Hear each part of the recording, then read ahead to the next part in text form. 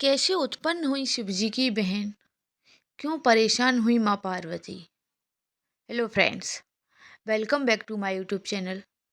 आज मैं आपको लेकर आई हूँ एक नई कहानी, जिसमें हम सुनेंगे कि भगवान शिव की बहन का जन्म कैसे हुआ और कैसे जन्मी भगवान शंकर की बहन, और उनसे क्यों परेशान हुई माँ पार्वती। ऐसे बहुत सारे सवाल हमारे मन में उठते हैं, परंतु जिनका उत्तर हमें नहीं मिल पाता। तो इस कहानी के माध्यम से आज हम आपको बताएंगे कि कैसे माँ पार्वती की ननद और कैसे शिवजी की बहन का जन्म हुआ, और क्यों माता पार्वती अपनी ननद से परेशान हुई। और इस कहानी को बीच में अधूरा छोड़कर जाने की गलती नहीं कीजिएगा।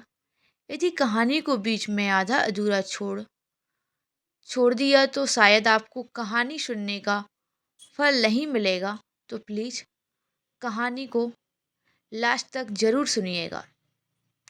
पौराणिक कथाओं के अनुसार जब देवी पार्वती ने भगवान शिव से विवाह किया तो वह खुद को घर में अकेली महसूस करती थीं। उनकी इच्छा थी कि काश उनकी भी एक ननद होती जिससे उनका मन लगा रहता। लेकिन भगवान शिव तो अजन्मे थे, ना ही उनकी कोई बहन थी। इसलिए पार्वती के मन की बात मन में बैठकर रह गई। भगवान शिव तो अंतर्यामी हैं।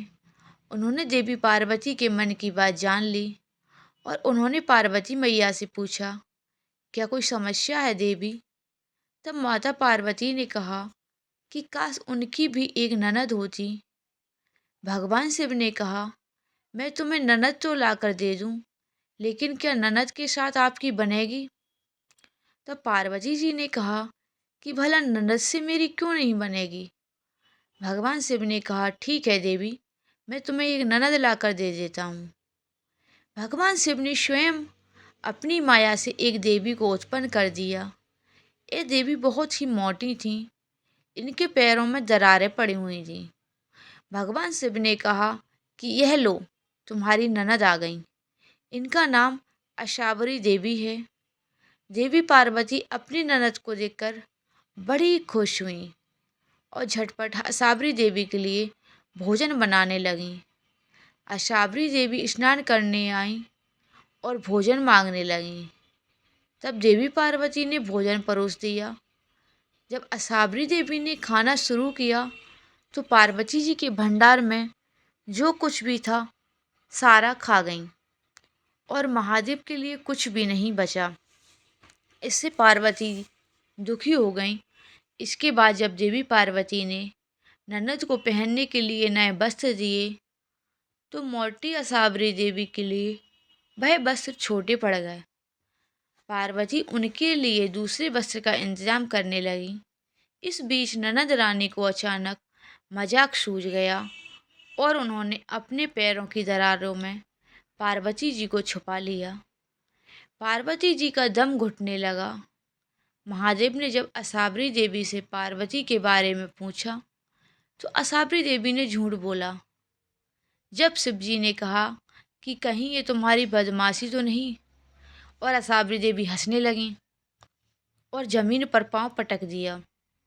इससे पैर की दरारों में दबी देवी पार्वती बाहर आ गिरीं।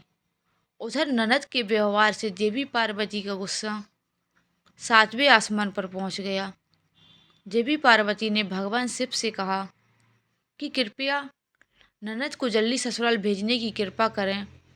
मुझसे बड़ी भूल हुई कि मैंने ननद की चाह की। भगवान शिव ने असाबरी देवी को कैलाश से विदा कर दिया। लेकिन इस घटना के बाद से ननद और भाभी के बीच नोक झोंक का सिलसिला शुरू हो गया। तकरार, मनमुटाव, नोक झोंक किसी भी रिश्ते में ना हो तो कोई भी परिवार मजबूत नहीं हो सकता। अपने रिश्तों में प्यार और विश्वास लाना हो तो ऐसी तकरारों से मुंह नहीं मोड़ना चाहिए, बल्कि खुशी खुशी गले लगाना चाहिए। यदि आपको हमारी कहानी पसंद आई हो तो एक शेयर और वीडियो को लाइक करना ना भूलें। धन्यवाद।